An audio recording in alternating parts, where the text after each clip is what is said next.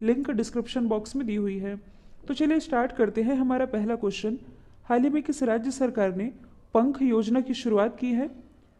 तो ये जो पंख योजना है इसकी शुरुआत अभी हाल ही में की गई है मध्य प्रदेश गवर्नमेंट के द्वारा। और क्यों की गई है? तो राज्य में लड़कियों को यानी कि लड़कियों के सशक्तिकरण के लिए बेटी बचाओ बेटी पढ़ाओ योजना के अंतर्गत इस पंख योजना की शुरुआत की है मध्य प्रदेश गवर्नमेंट ने। और कब की गई है? अभी हाल ही में 24 जनवरी को, जब राष्ट्रीय बालिका दिवस मनाया गया, इस मौके पर पंख योजना की शुरुआत की गई है। अब देखिए, ये जो योजना है पंख, यहाँ इसकी फुल फॉर्म बनती है। फुल फॉर्म क्या है?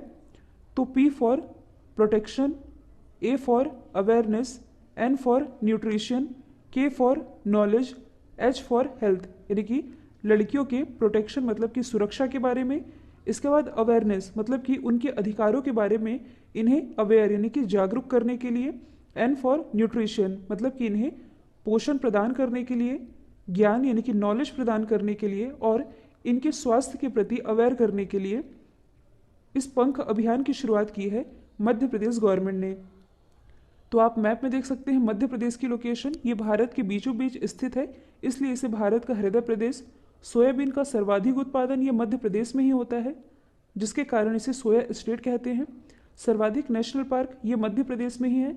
इसके अलावा टाइगरों की सबसे ज़्यादा संख्या ये मध्य प्रदेश में है, इसके कारण इसे टाइगर स्टेट के नाम से भी जाना जाता है।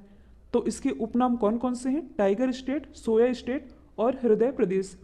इसके अलावा इसकी राजधानी है भोपाल, जहां भारत का पहला गार्बेज क्लिनिक स्थापित किया गया है, मतलब कि ई कचरा क्लिनिक।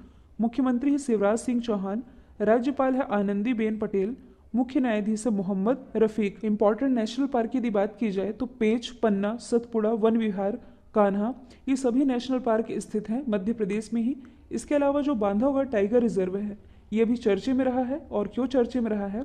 अभी हाल ही में जो बांधवगढ़ टाइगर रिजर्व है ये भारत का ऐसा पहला टाइगर रिजर्व बन गया है जहां हॉट एयर बैलून की सुविधा प्रोवाइड कराई गई है, जिसके बारे में मैंने आप लोगों को बताया भी था।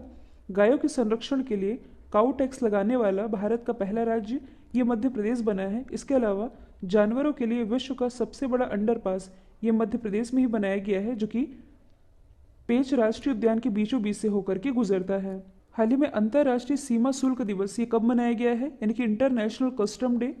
तो ये भी हाल ही में मनाया गया है 26 जनवरी को, जब भारत ने अपना 72वां रिपब्लिक डे सेलिब्रेट किया।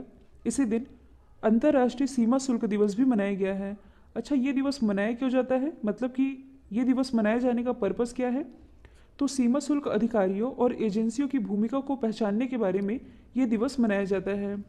अब यदि हम अदर ऑप्शन को डिस्कस करें तो 25 जनवरी को क्या मनाया गया है? नेशनल वोटर्स डे यानी कि राष्ट्रीय मतदाता दिवस और नेशनल टूरिज्म डे यानी कि राष्ट्रीय पर्यटन दिवस। जबकि जो अंतर्राष्ट्रीय पर्यटन दिवस है ये मनाया जाता है 27 सितंबर को। 24 जनवरी को मनाया गया है नेशनल गर्ल चाइल्ड डे यानी कि राष्ट्रीय बालिका दिवस, जबकि अंतर्राष्ट्रीय बालिका दिवस ये मनाया जाता है 11 अक्टूबर को। 23 जनवरी को नेताजी सुभाष चंद्र बोस जी की 125वीं जयंती मनाई गई और इसे पराक्रम दिवस के रूप में मनाया गया है। तो ये भी आप याद रखेंगे गवर्नमेंट के द्वारा, ताकि जो पैनिक बटन है इससे मुसीबत में सहायता मिल सके, जीपीएस जिससे कि उस वाहन की लोकेशन ट्रैक की जा सके। कहने का मतलब ये है कि इस सुविधा के माध्यम से वाहनों की निगरानी ट्रैक की जा सकेगी और इसके लिए ट्रैकिंग डिवाइस व कमांड सेंटर बनाया जाएगा छत्तीसगढ़ गवर्नमेंट के द्वारा। और सभी यात्री वाहनों में जीपीएस और पैनिक बटन लगाना अनिवार्य किया है छत्तीसगढ़ गवर्नमेंट ने। आप मैप में देख सकते हैं, अभी जो हमने मध्य प्रदेश के बारे में डिस्कस किया था, मध्य प्रदेश से लगा हुआ है छत्तीसगढ़। यदि हम बात करें छत्तीसगढ़ की, राजधानी है रायपुर, मुख्यमंत्री भूपेश बघेल, राज्यपाल है अनुसुईया उइके, मुख्य न्यायाधीश है P R. Ramachandran Menon. National park है इंद्रावती, कांगेर, गुरु घासीदास और अचानक मार वाइल्ड लाइफ सेंचुरी, ये भी स्थित है छत्तीसगढ़ में ही। यदि आप करंट से रिलेट करेंगे तो कुछ समय पहले ही नीति आयोग के द्वारा जो आकांक्षी जिलों की लिस्ट जारी की गई थी, इसमें छत्तीसगढ़ का बीजापुर ये रहा था टॉप पर। और छत्तीसगढ़ के ही अंबिकापुर में भारत का पहला गार्बेज कैफे स्थापित किया गया है। और अभी कोरोना काल के समय जब पूरे भारत में लॉकडाउन लगा था, उस दौरान ई लोक अदालत का आयोजन करने वाला भारत का पहला राज्य ये छत्तीसगढ़ बना, जबकि वर्चुअल कोर्ट का आयोजन करने वाला भारत का पहला राज्य ये उत्तर प्रदेश है। तो दोनों में आप कंफ्यूज नहीं होइएगा। हाल ही में पुर्तगाल के दोबारा से राष्ट्रपति कौन बने हैं? तो पुर्तगाल के दोबारा से राष्ट्रपति ये बन गए हैं मार्सेलो रेबेलो डिसूजा। यदि हम बात करें पुर्तगाल की, जो कि यूरोपीय कंट्री है, तो यूरोप मैप में ये जो आप छोटा सा देख रहे हैं ये है पुर्तगाल। इसकी कैपिटल है लिस्बन, करेंसी है यूरो। देखिए जो स्टार फुटबॉलर हैं क्रिस्टियानो रोनाल्डो, ये पुर्तगाल से ही बिलोंग करते हैं। कई बार एग्जाम में ये भी पूछा जाता है कि इबेरिया देश ये किसे कहते हैं, तो इबेरिया देश ये पुर्तगाल और इसके बगल में ये जो आप देख रहे हैं स्पेन, इसे ही कहते हैं इबेरिया कंट्री। यदि आप देखेंगे तो ये जो है पुर्तगाल, पुर्तगाल के जस्ट बगल में है स्पेन, जो कि यूरोप महाद्वीप के अंतर्गत आता है, और इधर जो आप देख रहे हैं अफ्रीका महाद्वीप के अंतर्गत ये है मोरक्को। तो स्पेन और मोरक्को इन दोनों के ही बीच में एक स्ट्रेट है जिसका नाम है जिब्राल्टर स्ट्रेट, यानी कि स्ट्रेट ऑफ जिब्राल्टर, जिसके माध्यम से यूरोप महाद्वीप और अफ्रीका महाद्वीप ये अलग हो रहे हैं। तो ये भी आप याद रखेंगे। यदि हम अदर ऑप्शन को डिस्कस करें तो हाल ही में जो सदर जापारोव है ये किर्गिस्तान के राष्ट्रपति बने हैं। जोको विडोडो ये इंडोनेशिया के दोबारा से राष्ट्रपति बनाए गए हैं। देखिए जो मार्सेलो रेबेलो डिसूजा है ये पुर्तगाल के दोबारा राष्ट्रपति बने हैं, और इसी पुर्तगाल के दोबारा से प्राइम मिनिस्टर कुछ समय पहले ही बनाए गए हैं एंटोनियो कोस्टा। जर्मन वॉच के ग्लोबल क्लाइमेट रिस्क इंडेक्स 2021 में कौन सा देश पहले स्थान पर रहा है। ये रिस्क इंडेक्स कहने का मतलब ये है कि किस देश में तूफान, बाढ़, हीट वेव इन सभी के कारण कौन सा देश सबसे ज़्यादा प्रभावित रहा है। तो सबसे ज़्यादा प्रभावित रहा है मोज़ेम्बिक, मतलब कि इस रिस्क इंडेक्स में पहले स्थान पर रहा है मोज़ेम्बिक, और अपने देश भारत की रैंकिंग इसमें रही है 7वीं।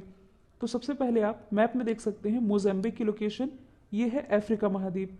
मोज़ेम्बिक ये अफ्रीका महाद्वीप का ही एक हिस्सा है। अफ्रीका महाद्वीप जो कि जनसंख्या और क्षेत्रफल की दृष्टि से एशिया के बाद विश्व का दूसरा सबसे बड़ा महाद्वीप है।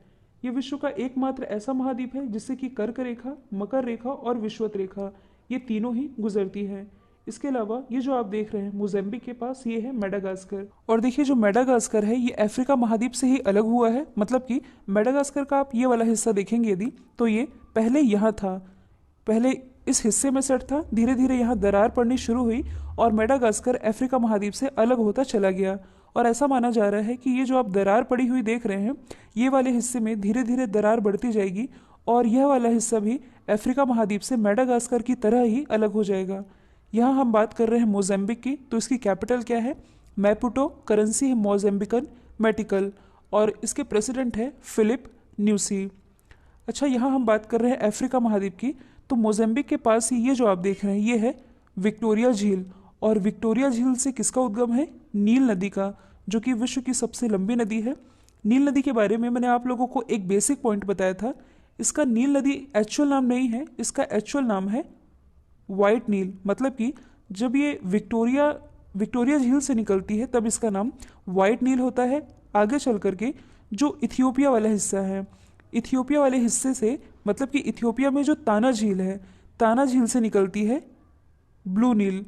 और सूडान की कैपिटल है जो खार्तूम, खार्तूम के पास जाकर के जब वाइट नील और ब्लू नील ये दोनों मिलती हैं तब जाकर के ये नील नदी कहलाती है, और ये अंत में जाकर के मेडिटेरियन सी यानी कि भूमध्य सागर में जाकर के मिल जाती हैं। और मोज़ेम्बिक के पास यदि आप लोकेशन देखेंगे कुछ यहाँ पास, तो यही है न्यासा लेक यानी कि न्यासा झील, जो कि मोज़ेम्बिक, मलावी और तंजानिया के बीच स्थित है। हाल ही में किस राज्य ने विभिन्न प्रतियोगी परीक्षाओं के लिए फ्री कोचिंग फैसिलिटी जिसका नाम है अभ्युदय, इसकी घोषणा की है। तो ऐसी घोषणा भी हाल ही में की गई है उत्तर प्रदेश गवर्नमेंट के द्वारा। देखिए कुछ दिन पहले मैंने आप लोगों को बताया था कि हाल ही में केरल गवर्नमेंट के द्वारा लगभग 10,000 मेधावी छात्रों को फ्री कोचिंग की सुविधा प्रोवाइड कराई जाएगी, जो कि सिविल सर्विस की तैयारी कर रहे हैं और जिनकी आर्थिक स्थिति सही नहीं है। और इसके लिए केरल गवर्नमेंट ने वन स्कूल वन IAS योजना की शुरुआत की थी। और अब जो उत्तर प्रदेश गवर्नमेंट है ये उन प्रतियोगी परीक्षाओं की तैयारी करने वाले स्टूडेंट के लिए जो कि UPSC, नीट और JEE जैसे एग्ज़ाम की तैयारी कर रहे हैं, जिनकी आर्थिक स्थिति सही नहीं है, उनकी हेल्प के लिए अभ्युदय योजना की घोषणा की है, जिसके अंतर्गत Uttar Pradesh government free coaching की सुविधा प्रोवाइड कराएगी।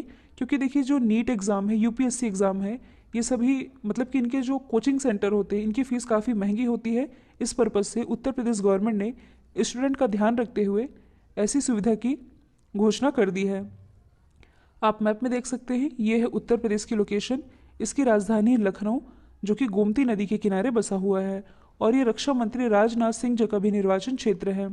मुख्यमंत्री हैं योगी आदित्यनाथ, राज्यपाल है आनंदीबेन पटेल। भारत में सर्वाधिक लोकसभा सीटें ये उत्तर प्रदेश से ही आती है, जबकि राज्यसभा सीटों की संख्या है 31। यहाँ का राजकीय पशु है बारहसिंघा, राजकीय पक्षी है सारस, राजकीय पेड़ है अशोक। दुधवा राष्ट्रीय पार्क और पीलीभीत टाइगर रिजर्व ये दोनों ही स्थित है उत्तर प्रदेश में। यहाँ से इम्पॉर्टेंट है पीलीभीत टाइगर रिजर्व, जिसे अभी हाल ही में टाइगरों की संख्या को 2 गुना करने के लिए T/2 अंतर्राष्ट्रीय पुरस्कार से नवाजा गया है। हाल ही में प्रधानमंत्री स्वनिधि, स्वनिधि कहने का मतलब है स्ट्रीट वेंडर आत्मनिर्भर निधि, तो स्वनिधि योजना के कार्यान्वयन में पहले स्थान पर उत्तर प्रदेश रहा है।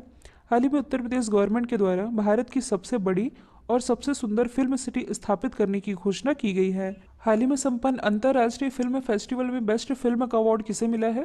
तो जैसे कि आप सभी जानते हैं कि हाल ही में international film festival of India का 51 एडिशन आयोजित किया गया था। और कहाँ आयोजित किया गया था? गोवा में, जिसमें कि फोकस कंट्री कौन थी? बांग्लादेश। इसमें कि पूछा जा रहा है कि बेस्ट फिल्म का अवार्ड, तो देखिए गोल्डन पिकॉक में ये जो बेस्ट फिल्म का अवार्ड मिला है ये मिला है इनटू द डार्कनेस को, जबकि पिछले वर्ष ये अवार्ड मिला था पार्टिकल्स मूवी को, इस साल मिला है इनटू द डार्कनेस को। देखिए यहाँ से मैं आप लोगों को एक और एडिशनल फैक्ट बता दूं, जो international film festival of India है इसकी शुरुआत 1952 से की जा रही है और ये गोवा में आयोजित किया जाता है। और ये किसके द्वारा आयोजित किया जाता है? ये सूचना और प्रसारण मंत्रालय के द्वारा प्रतिवर्ष आयोजित किया जाता है। अच्छा, यहाँ से 2 ऑप्शन बच रहे हैं। देखिए पैरासाइट मूवी ये चर्चे में रही है।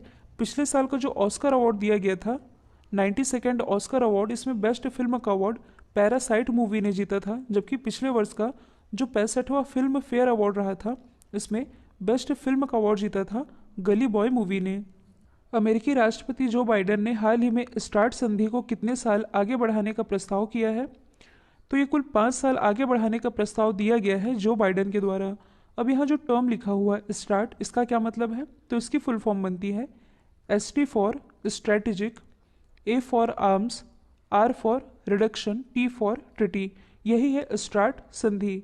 अब इसे आप समझिएगा, 2 टर्म है स्टार्ट 1 और स्टार्ट 2। जो स्टार्ट 1 संधि थी ये हुई थी यूएसए और USSR के बीच। कब हुई थी? 1991 में, जिसमें कि यह तय किया गया था, मतलब कि इस संधि का पर्पस था कि जितने भी परमाणु हथियार हैं उन्हें लिमिटेड कर दिया जाए, मतलब कि इनकी मात्रा में कमी की जाए। और ये जो संधि हुई थी ये हुई थी रशिया की कैपिटल मॉस्को में। इसके बाद जो न्यू स्टार्ट हुआ, न्यू स्टार्ट कहने का मतलब है स्टार्ट 2, ये जो दूसरी संधि रही ये किसके किसके बीच हुई थी? तो ये हुई थी रशिया और यूएसए के बीच। कब हुई थी? 1993 में। और इसमें क्या कहा गया था कि जो न्यूक्लियर वेपन है इसकी क्वांटिटी, मतलब कि इसकी मात्रा में कमी की जाए, मतलब कि इसे और आगे ना बढ़ाया जाए। अच्छा, यहाँ से आप लोगों को कुछ याद आना चाहिए। कुछ दिन पहले मैंने आप लोगों को बताया था ओपन स्काई ट्रिटी के बारे में। तो ओपन स्काई ट्रिटी की सदस्यता जो यूएसए है ये तो पहले ही छोड़ चुका था, और इसके बाद अभी हाल ही में रशिया ने भी ओपन स्काई ट्रिटी से अलग होने की घोषणा कर दी है। ये ओपन स्काई ट्रिटी ये क्या था? तो देखिए इस ट्रिटी के माध्यम से जो भी कंट्री इसके मेंबर हैं वे एक दूसरे के देशों में जाकर के सैन्य निगरानी रख सकते थे, मतलब कि ड्रोन के माध्यम से ये ताका झाकी कर सकते थे कि किस देश के पास क्या सेना व्यवस्था है और उसने अपनी सेना कहाँ कहाँ तैनात करके रखी है। जो भी इसके मेंबर थे ये देख सकते थे। हालांकि भारत ओपन स्काई ट्रिटी का हिस्सा नहीं था। तो पहले यूएसए अलग हुआ, इसके बाद रशिया अलग हो गया। अब देखिए ये जो स्टार्ट संधि है यानी कि स्ट्रैटेजिक आर्म्स रिडक्शन ट्रिटी संधि है, इसमें यह कहा गया है कि दोनों देशों के पास जो भी न्यूक्लियर वेपन है इसकी क्वांटिटी कमी की जाए, मतलब कि अब इसे और आगे ना बढ़ाया जाए, इसे लिमिटेड कर दिया जाए। और इसके लिए 5 साल का ये जो संधि है इसे और आगे बढ़ाने का प्रस्ताव दिया गया है जो बाइडेन के द्वारा, जो कि हाल ही में अमेरिका के 46वें राष्ट्रपति और अमेरिका के सबसे उम्रदराज राष्ट्रपति बन गए हैं। हाल ही में केंद्र सरकार ने किस पूर्व राष्ट्रपति को Z+ सुरक्षा प्रदान की है? तो हाल ही में जो पूर्व मुख्य न्यायाधीश रहे हैं रंजन गोगोई जी, इन्हें केंद्र सरकार के द्वारा Z+ सुरक्षा प्रदान की गई है। देखिए जो CRPF है यानी कि central reserve police force, CRPF को रंजन गोगोई जी की सुरक्षा इसकी जिम्मेदारी दी गई है। जो SPG है, SPG कहने का मतलब है स्पेशल प्रोटेक्शन ग्रुप, तो स्पेशल प्रोटेक्शन ग्रुप की सुरक्षा के बाद Z+ सुरक्षा भारत की सर्वोच्च सुरक्षा कैटेगरी है। और इस कैटेगरी में उस विशिष्ट व्यक्ति की, मतलब कि जिसकी सुरक्षा की जानी है, इसकी सुरक्षा में 36 जवान होते हैं। 10 से अधिक एनएसजी यानी कि नेशनल सिक्योरिटी गार्ड कमांडो के साथ दिल्ली पुलिस, आईटीबीपी यानी कि इंडो तिब्बत बॉर्डर पुलिस या सीआरपीएफ, इसके कमांडो और राज्य के पुलिसकर्मी भी शामिल होते हैं।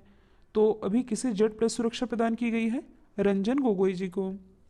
हाल ही में नीति आयोग के द्वारा जारी किए गए इंडिया इनोवेशन इंडेक्स 2.0 में कौन सा राज्य पहले स्थान पर रहा है? तो ये क्वेश्चन मैंने रिवीजन के लिए रखा है। ये जो इंडिया इनोवेशन इंडेक्स रिलीज किया गया है, इसमें लगातार दूसरी बार टॉप पर है कर्नाटक। ये इंडेक्स रिलीज किसने किया है? नीति आयोग ने। तो देखिए, जो नीति आयोग है ये योजना आयोग के स्थान पर लाया गया था। इसकी स्थापना हुई थी 1 जनवरी 2015 में। इसके जो अध्यक्ष होते हैं ये होते हैं भारत के प्राइम मिनिस्टर, मतलब कि नरेंद्र मोदी जी हैं नीति आयोग के अध्यक्ष। इसके उपाध्यक्ष कौन है? तो ये हैं राजीव कुमार। इसके अलावा इसके जो सीईओ हैं इनका नाम है अमिताभ कांत। यहाँ बात की जा रही है इंडेक्स की। तो हाल ही में जो पर्यटन इंडेक्स रिलीज किया गया था, मतलब कि घरेलू पर्यटन के मामले में यदि देखा जाए तो टॉप पर है उत्तर प्रदेश, और यदि विदेशी पर्यटन के मामले में यदि देखा जाए तो टॉप पर है तमिलनाडु। घरेलू पर्यटन और विदेशी पर्यटन, कहने का मतलब है कि सबसे ज़्यादा विदेशी भारत के किस राज्य में घूमने आए हैं? तो तमिलनाडु में। और सबसे ज़्यादा भारत के लोग भारत के किस राज्य में घूमने गए हैं? तो उत्तर प्रदेश में। हाल ही में नीति आयोग के द्वारा ही जो स्कूल एजुकेशन क्वालिटी इंडेक्स और हेल्थ इंडेक्स रिलीज किया गया, इसमें टॉप पर रहा था केरल। कल जो मैंने आप लोगों से सवाल पूछा था, इसका राइट आंसर था डगलस एम हॉफ, जो कि कमला हैरिस के हस्बैंड है। अब आप लोगों के लिए आज का सवाल है, किस राज्य के द्वारा जेल पर्यटन शुरू करने की घोषणा की गई है? तो इसका जो भी आंसर है कमेंट बॉक्स में बताइएगा। वीडियो यदि पसंद आया है तो लाइक, शेयर और सब्सक्राइब करना बिल्कुल मत भूलिएगा। तो आज के लिए इतना ही। Thank you so much.